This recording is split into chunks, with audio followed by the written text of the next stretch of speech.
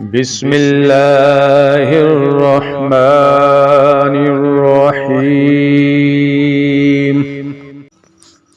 شروع اللہ کے نام سے جو بڑا مہربان اور نہایت رحم کرنے والا ہے۔ فَإِنْ آمَنُوا بِمِثْلِ مَا آمَنْتُمْ بِهِ فَقَدِ اهْتَدُوا وَإِنْ تَوَلَّوْا فَإِنَّمَا هُمْ فِي شِقَاقٍ فَسَيَكْفِيكَهُمُ اللَّهُ وَهُوَ السَّمِيعُ الْعَلِيمُ۔ اگر وہ تم جیسا ایمان لائیں تو ہدایت پائیں، اور اگر منہ موڑیں تو وہ صریح اختلاف میں ہیں۔ اللہ تعالیٰ ان سے عنقریب آپ کی کفایت کرے، اور وہ خوب سننے اور جاننے والا ہے۔ صبغۃ اللہ ومن احسن من اللہ صبغۃ ونحن له عابدون۔ اللہ کا رنگ اختیار کرو، اور اللہ تعالیٰ سے اچھا رنگ کس کا ہوگا، ہم تو اسی کی عبادت کرنے والے ہیں۔ قل لا تحاجوننا فی اللہ وهو ربنا وربکم ولنا اعمالنا ولکم اعمالکم وَنَحْنُ لَهُ مُخْلِصُونَ۔ آپ کہہ دیجئے، کیا تم ہم سے اللہ کے بارے میں جھگڑتے ہو؟ جو ہمارا اور تمہارا رب ہے، ہمارے لیے ہمارے اعمال ہیں اور تمہارے لیے تمہارے اعمال، ہم تو اسی کے لیے مخلص ہیں۔ ام تقولون ان ابراہیم واسماعیل واسحاق ویعقوب والاسباط كانوا هودا او نصارى قل انتم اعلم ام الله ومن ازلم ممن كتم شهادة عنده من الله وما الله بغافل عما تعملون۔ کیا تم کہتے ہو کہ ابراہیم اور اسماعیل اور اسحاق اور یعقوب علیہ السلام اور ان کی اولاد یہودی یا نصرانی تھے؟ کہہ دو، کیا تم زیادہ جانتے ہو یا اللہ تعالیٰ؟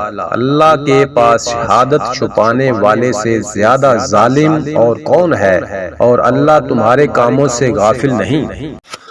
سَيَقُولُ السُّفَهَاءُ مِنَ النَّاسِ مَا وَلَّهُمْ عَنْ قِبْلَتِهِمُ الَّتِي كَانُوا عَلَيْهَا قُلْ لِلَّهِ الْمَشْرِقُ وَالْمَغْرِبُ يَهْدِي مَن يَشَاءُ إِلَى صِرَاطٍ مُسْتَقِيمٍ۔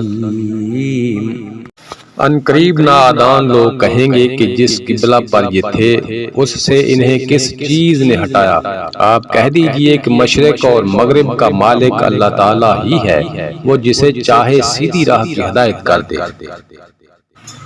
وَكَذَلِكَ جَعَلْنَاكُمْ أُمَّةً وَسَطًا لِتَكُونُوا شُهَدَاءَ عَلَى النَّاسِ وَيَكُونَ الرَّسُولُ عَلَيْكُمْ شَهِيدًا وَمَا جَعَلْنَا الْقِبْلَةَ الَّتِي كُنْتَ عَلَيْهَا إِلَّا لِنَعْلَمَ مَن يَتَّبِعُ الرَّسُولَ مِمَّن يَنقَلِبُ عَلَى عَقِبَيْهِ وَإِنْ كَانَتْ لَكَبِيرَةً إِلَّا عَلَى الَّذِينَ هَدَى اللَّهُ وَمَا كَانَ اللَّهُ لِيُضِيعَ إِيمَانَكُمْ إِنَّ اللَّهَ بِالنَّاسِ لَرَءُوفٌ رَحِيمٌ۔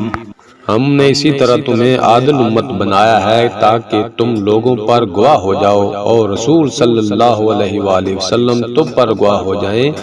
جس قبلہ پر تم پہلے تھے اسے ہم نے صرف اس لیے مقرر کیا تھا کہ ہم جان لیں کہ رسول صلی اللہ علیہ وآلہ وسلم کا سچا تابعدار کون ہے، اور کون ہے جو اپنی ایڑیوں کے بل پلٹ جاتا ہے۔ گو یہ کام مشکل ہے، مگر جنہیں اللہ نے ہدایت دی ہے ان پر کوئی مشکل نہیں۔ اللہ تعالیٰ تمہارے ایمان ضائع نہیں کرے گا۔ اللہ تعالیٰ لوگوں کے ساتھ شفقت اور مہربانی کرنے والا ہے۔